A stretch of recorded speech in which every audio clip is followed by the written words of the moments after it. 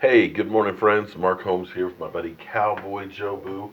And as always, thank you guys for watching, commenting, and subscribing to the Joe Boo Sports Report. Because without you guys, this literally doesn't work. And we are just 63 days, 6 hours, 26 minutes, and 47 seconds away from kickoff against the Carolina Panthers. And thank you guys for tuning in for this morning's edition of Don't Sleep on the Dallas Cowboys, because you literally cannot sleep on the Dallas Cowboys because things can happen late in the evening, late at night, first thing in the morning. So you want to be up to speed with all that is happening with our Dallas Cowboys. Guys, it's another Sunday without football, but man, we don't have very many of those left, guys. The season is coming upon us really, really quick.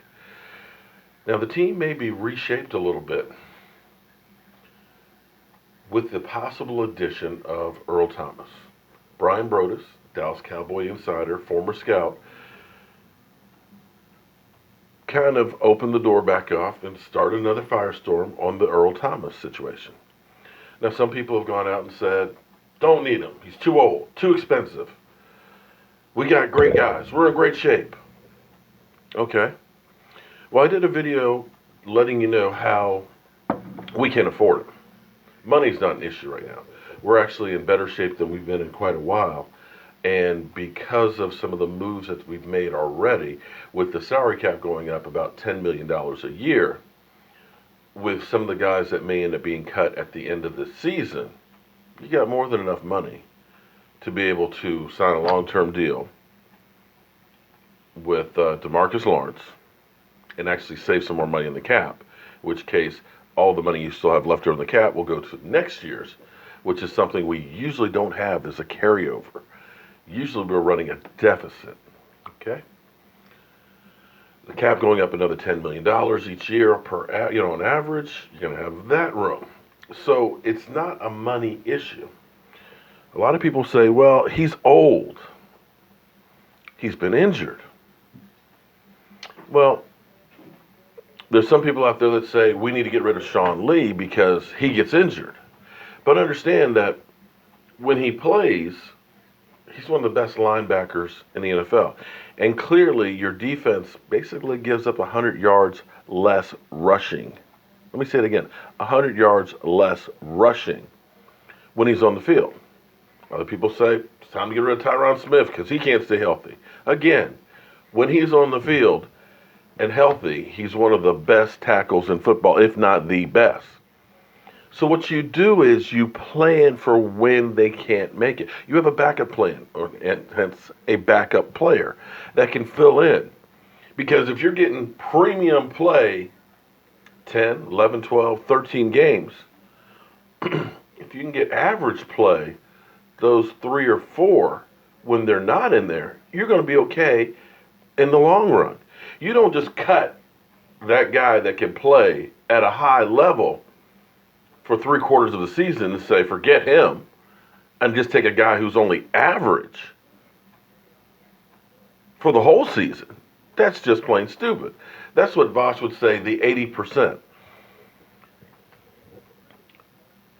So when you look at a guy like an Earl Thomas, true, he did miss 2 games last year with injury, and he did miss some time in 2016.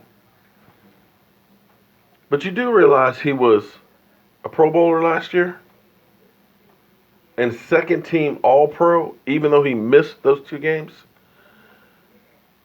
In 14 games, he had 88 tackles and 2 interceptions.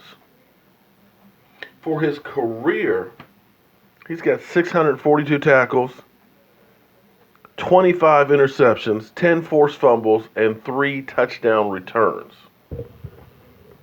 off interceptions. 6-time Pro Bowler, 3-time first All-Pro, and 2-time second-team All-Pro. If you got him for 12 games, I guarantee you that's a lot better than what we've had in a long time at safety. Do you remember the last safety or defensive back that we actually had that was a Pro Bowler? Do you? The last cornerback that we had as a Pro Bowler was Terrence Newman, Father Time himself, in 2009.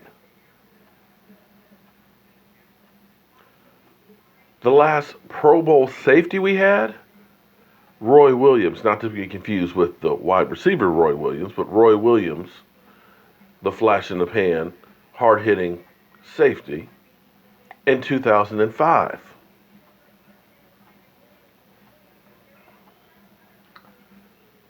"13 years ago.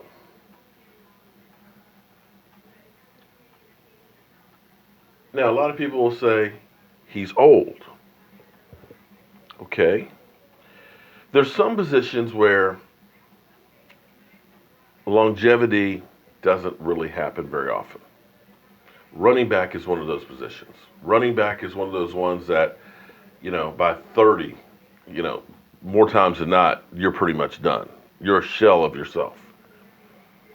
Wide receiver is another one of those that kind of happens. But there's some positions that carry on longer. Offensive linemen can usually play well into their 30s. Cornerbacks is another one that kind of is a short one, but what will happen with cornerbacks is as they get older and slower, they sometimes transition into being safeties because it's not necessarily about speed. It's about being in the right place at the right time. It's about having the right angles. It's about being that wily veteran and knowing the system and being able to direct others in that system. Safeties are one of those positions that players can play later on. And when you talk about players being old, well, we thought Terrence Newman was old in 2011 and that his window, because he couldn't stay healthy, was pretty much done. But the last I checked, he was in the NFC Championship game with the Minnesota Vikings at 39 years of age. I'm not going to say that it's not going to cost you a pretty penny, but you take a chance on a guy who was just in the Pro Bowl last year. You take a chance on a guy who is a 6-time Pro Bowler. You take a chance on a guy who knows your system. Because more times than not, a lot of times you'll see a player that does fantastic in free agency in one system. And then you put them in your system and they don't perform. A lot of times, like let's say an Alvin Harper. Alvin Harper was a great number 2 wide receiver. He was not a number 1. So when the Tampa Bay Buccaneers looked at his production and said, this guy is incredible, let's put him in our system and make him a number 1. He becomes the focal point, and it's not the same role, and they fail. It's because in the other system, they had other people around them that also helped make it easier for them. That's not the case with this defense. This defense is the exact same defense he's been playing in all his career under the same coach. He can walk in day one. And we think about the guys we have, experience-wise. Jeff Heath I know I'm not a Jeff Heath fan. I still believe he needs to go ahead and take those geometry classes to get better. Had 71 tackles and 3 interceptions. Great with the interceptions. 3 interceptions is fantastic. I don't care who you are. You had Byron Jones playing safety and corner throughout. 82 tackles, 1 interception. But he's now a cornerback. You got Xavier Woods, 42 tackles to his name, 1 interception. And Kevon Frazier, 33 tackles. It's not a lot of experience. And you're changing the system up a bit. That's why an Earl Thomas is not too old, not too injury prone, and not too expensive for this team. You can mix these guys up and keep a safety that's fresh. You can educate your young safeties to be able to take on the role down the road. And you can take your defense and make it a lights out defense. I know you guys are having the Earl Thomas fatigue. I understand that. But here's the deal. If you have the opportunity to add a player of that caliber to your team, you do what it takes to get him there. All right, guys. I'm going to see you guys a little bit later. I've got some work to do out on my deck and outside. I'm going to enjoy this wonderful weather and get ready for the 2018 season coming up in 63 days, 6 hours, 16 minutes, and 25 seconds. I'll see you guys soon.